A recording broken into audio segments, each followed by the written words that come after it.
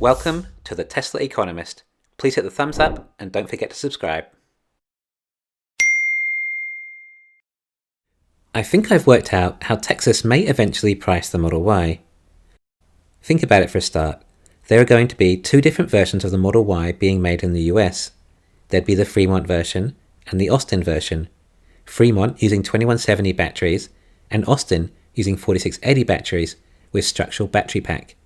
And in addition to that, the gigapresses creating castings for the front and rear of the vehicle. Now put yourself in the shoes of a customer who is about to order a new Model Y when both factories are running. You obviously want to order the superior Austin version, but how could you make sure that's the one you get? If you order and it's a gamble as to which version you get, that would deter a lot of customers. Customers like certainty. They don't want to guess on what they might receive. It's one of the reasons we still have retail stores and not everything is ordered online. But there is a simple solution to solve this that also highly benefits Tesla. When you go to order your new Model Y, you're presented with a new optional upgrade. What is this optional extra? Of course, the 4680 battery structural setup.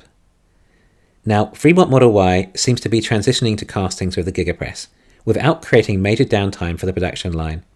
But to transition to 4680 is simply not feasible for the time being, at least according to Elon on the Joe Rogan show.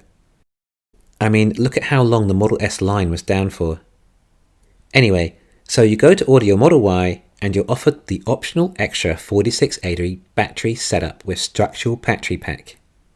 And the point I was trying to make before is that the castings won't be an extra, as Fremont will likely also have those in their Model Ys.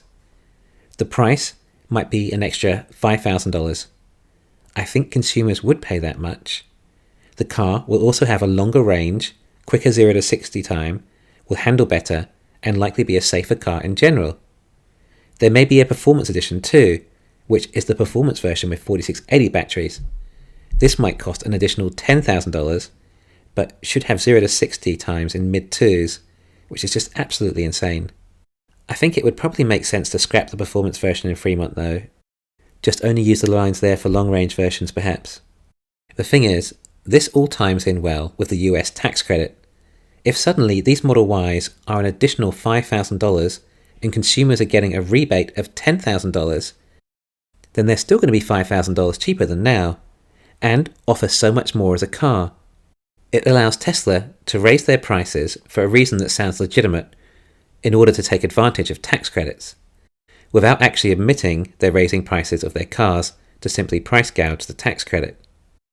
We are regularly seeing the prices of the models rising already, supposedly due to supply issues, but charging extra for the battery pack would definitely help.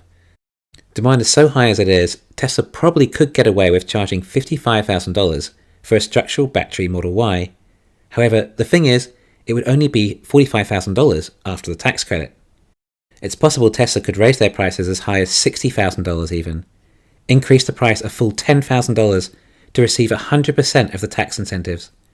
Consumers would still pay that, particularly for a structural battery pack.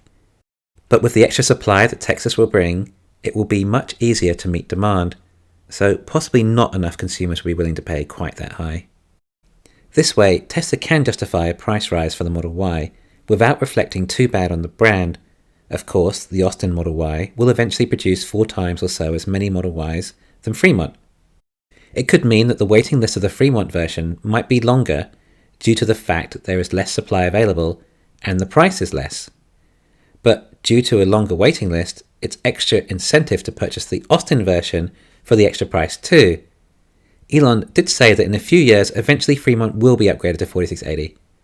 Perhaps that will happen if and when Tesla launch their Northeast factory in the US. I think it's highly possible now that this might even be the next factory that gets announced. There has been nothing officially announced for Tesla's next factory yet, despite rumours circulating that it may be in the UK, India, Russia, and of course potentially a Model 2 factory in China. We're also expecting a Model 3 version from Austin too, but due to the popularity Tesla have seen with the Model Y, they tend to focus on that model more, likely also due to a much higher profit margin. But if Tesla will build Model 3s out of Austin too, it's not clear whether it will require an additional factory.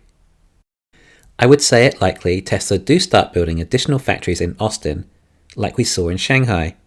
A Model 3 factory wouldn't be complete for at least another year, particularly if it's likely to do over 1 million units a year.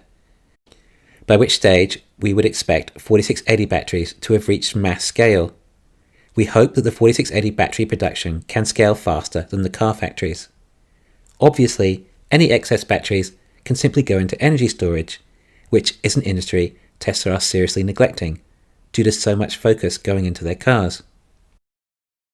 There is also some talk of Tesla having a backup line with 2170 batteries in Berlin. I think this is not likely. It will show that Tesla don't have enough confidence in the 4680 line.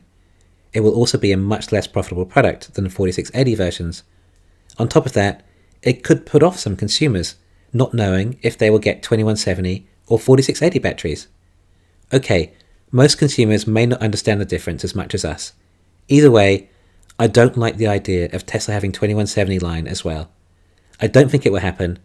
Tesla are moving forward and looking to the future. It will, however, be difficult to have so many different Model Y price points.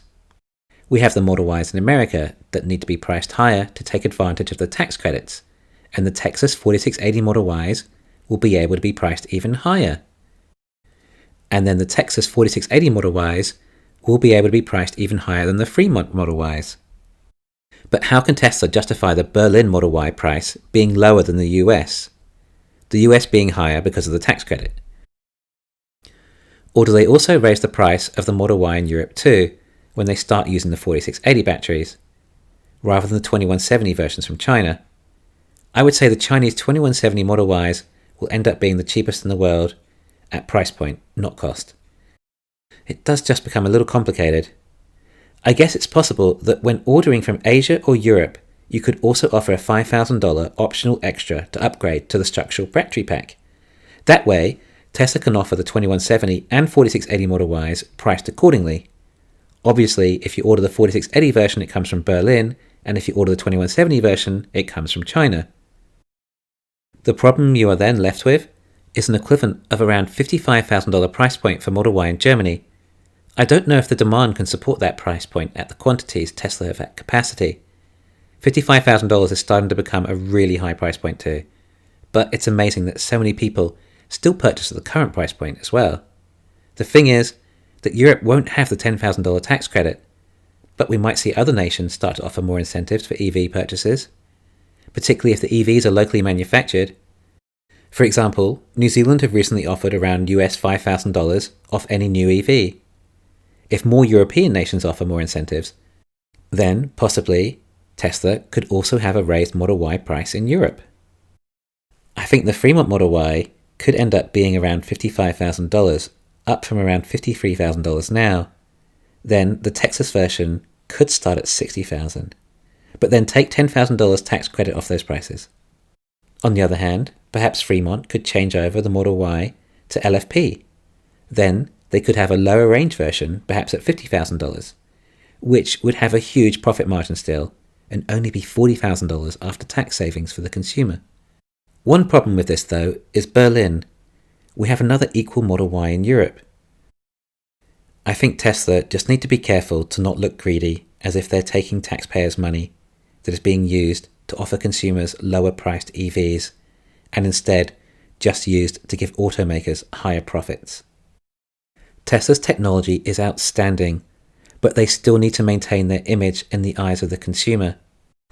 They do have a very good brand currently and never want to risk damaging that, particularly by looking like they're taking advantage of tax incentives.